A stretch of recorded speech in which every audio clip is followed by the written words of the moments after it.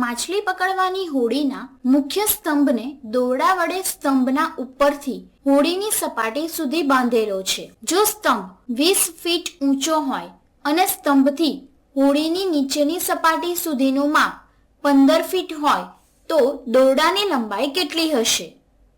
ચાલો તો સૌપ્રથમ આપણે એક હોડી બનાવીએ. આ મારી એક હોડી છે જેને હું પીળા રંગ વડે દોરું છું.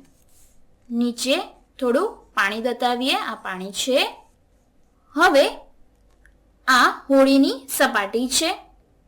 આ એક સઢવાળી હોડી છે. સ્તંભ હોડીના સઢ લગાડવા માટે મૂક્યો છે. તો ચાલો તે માટે આપણે એક સ્તંભ દોરીએ જે કંઈક આવો દેખાતો હશે. આ સઢ લગાડવા માટેનો સ્તંભ છે અને આપણને કહ્યું છે કે સ્તંભની ઊંચાઈ 20 ફીટ છે. તેથી આ ઊંચાઈ 20 ફીટ થશે. આમ આ અંતર 20 ફીટ છે. આ હોડીની સપાટી છે. આ સ્તંભનો પાયો છે. આપણે 15 ફીટ દૂર જઈશું. અહીંથી 15 ફીટ લગભગ આટલું અંતર હશે. તેથી આ અંતર લગભગ 15 ફીટ છે. હવે દોરડાને સ્તંભના ઉપરના ભાગથી અહીં સુધી બાંધ્યું છે.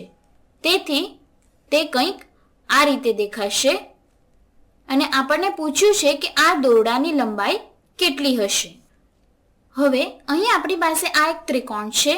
આપણે ધારી લઈએ કે આ સ્તંભ સીધો છે અને હોડીની સપાટી આડી છે. તેથી આ કાટકોણ ત્રિકોણ છે અને અહીં આ ખૂણો કાટખૂણો છે. જો આપણે કાટકોણ ત્રિકોણમાં બે બાજુઓના માપ જાણતા હોઈએ તો ત્રીજી બાજુનું માપ શોધી શકાય છે અને તે પાયથાગોરસના પ્રમેય પરથી શોધી શકાય છે. પાયથાગોરસના પ્રમેય અનુસાર ત્રિકોણની બે નાની બાજુઓના વર્ગનો સરવાળો બરાબર મોટી બાજુનો વર્ગ. મોટી બાજુ એટલે કે કર્ણ. અહીં આ કર્ણ છે એટલે કે કાટખૂણાની સામેની બાજુ છે. તે હંમેશા કાટકોણ ત્રિકોણની સૌથી મોટી બાજુ હશે અને તેનું માપ આપણે અહીં શોધવાનું છે. આપણે અહીં બે નાની બાજુઓના માપ જાણીએ છીએ. આમ પાયથાગોરસના પ્રમેય અનુસાર 15નો વર્ગ જે એક નાની બાજુ છે જેમાં બીજી નાની બાજુના વર્ગને ઉમેરીએ વત્તા 20નો વર્ગ બરાબર. અહીં કર્ણને ધ્યાનમાં રાખીને આ બંને બાજુઓ સૌથી નાની બાજુ છે કારણ કે કર્ણ એ સૌથી મોટી બાજુ છે. હવે આપણે દોરડાની લંબાઈને r વડે દર્શાવીએ છીએ. તેથી આ કર્ણનું માપ ધારો કે r છે.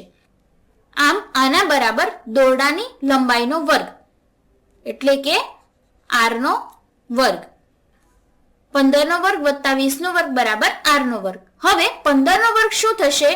225 વત્તા 20નો વર્ગ થશે 400 બરાબર r નો વર્ગ.